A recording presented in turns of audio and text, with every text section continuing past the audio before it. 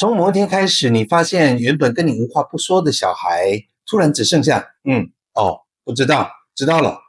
接着你听见的就是他关门的声音，那声音不大，但却是远离你的警报，让你失落，也让你感到焦虑。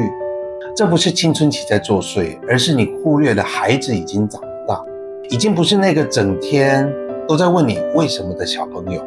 在这个资讯爆炸的时代，孩子接触到的新观念往往比父母来得快，但我们还是活在一个属于自己的时代里面。而孩子原本只是想跟你分享他的情绪，分享新鲜事，但换来的却是你的纠正、功课、成绩，你这样做不行之类的。于是在无形当中就画出了那一道鸿沟，形成了一道看不见的墙，把你挡在他的心门之外。心理学告诉我们，孩子只是沉默，不是疏离，而是一种自我保护，因为他觉得在你面前说的越多，好像越受伤害。久而久之，他就躲回自己的世界，把情绪交给同温层，而不是跟父母一起分享。其实要改变这样的事情也不是难事，这个世界上有很多事情是一理通就能万里通。今天我会跟你分享5个能够打开孩子心门的聊天话题，以及真正有效的沟通方式。希望这支影片能让每一位父母跟孩子的情感连结更紧密。记得亲子关系的沟通，聆听永远比讲道理更有力量，而聊天也应该在轻松快乐的氛围当中进行，千万不要搞得像要开庭审理或是开家庭会议一样。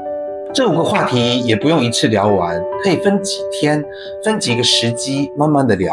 你会惊讶的发现，孩子会慢慢真的愿意跟你一起分享他的情绪跟他的生活。记得影片要看到最后，你才会知道亲子沟通最关键的密码。也别忘了订阅、点赞、加分享。第1个话题可以聊聊你现在最好奇的是什么事情，这是点燃学习最好的火苗。在心理层面，这样的开场非常的自然，让孩子觉得自己被倾听、被理解的安全感，更愿意跟父母沟通。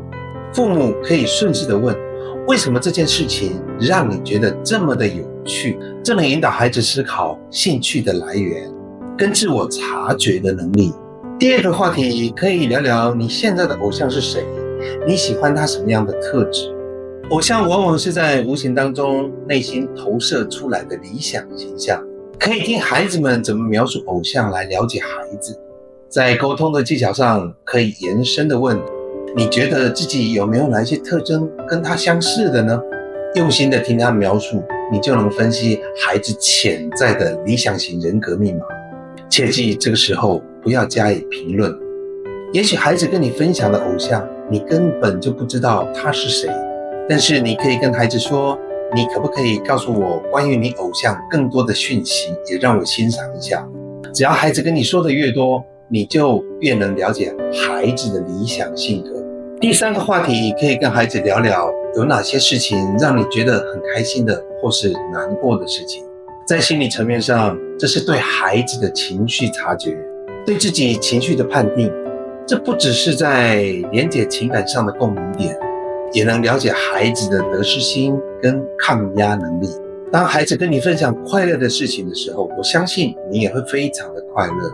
但是孩子在诉说他难过的事情的时候，记得千万不要打断，让他讲完，让孩子理解他的情绪正面跟负面都是可以被接受的。在沟通的技巧上面，千万别急着安慰，更不要去评论，只要说我能感受到，那个时候你一定很难过，比你的千言万语都有用。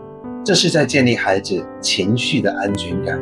从这个时候开始，他心里的那扇门才会慢慢的打开，让你走进来，愿意跟你沟通。第4个话题可以聊聊别人都说你哪一方面的事情做得最好，让你觉得有成就感。这一点可以帮助孩子看见自己，强化自信心、能力跟价值。父母可以衍生的问，你觉得为什么你在这方面可以做得这么好？这不只是肯定，更是启发孩子归因分析的逻辑。成功是来自于努力还是天赋呢？客观的可以看到他的天赋跟能力。更重要的是，父母对孩子的肯定，在孩子建立自信心跟人格上是非常重要的一部分。第5个话题就更好玩了。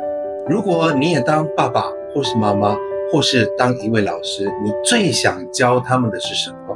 这是个内心世界的角色扮演游戏，给孩子从受护者变成贡献者跟传承者的角色互换，可以让孩子启发换位思考跟共情的能力之外，也可以意识到当自己是长辈的时候，需要有什么样的责任跟承担，或自己有什么不足的方面。在沟通技巧上，你可以问你为什么会想这么的教他们。这个时候孩子所描绘的就是他成长过程当中最宝贵的事情，也是他心中的理想世界，当然也会反映出父母在他心中的样子。试着把这5个聊天的话题融入在你跟孩子的日常对话当中，你会惊讶地发现孩子越来越愿意跟你沟通，也让你跟孩子更能互相的了解，在情感的连结上也更紧密。别忘了订阅、关注、加分享，让你了解更多的生活知识跟商业知识。我是月月，我们下次见。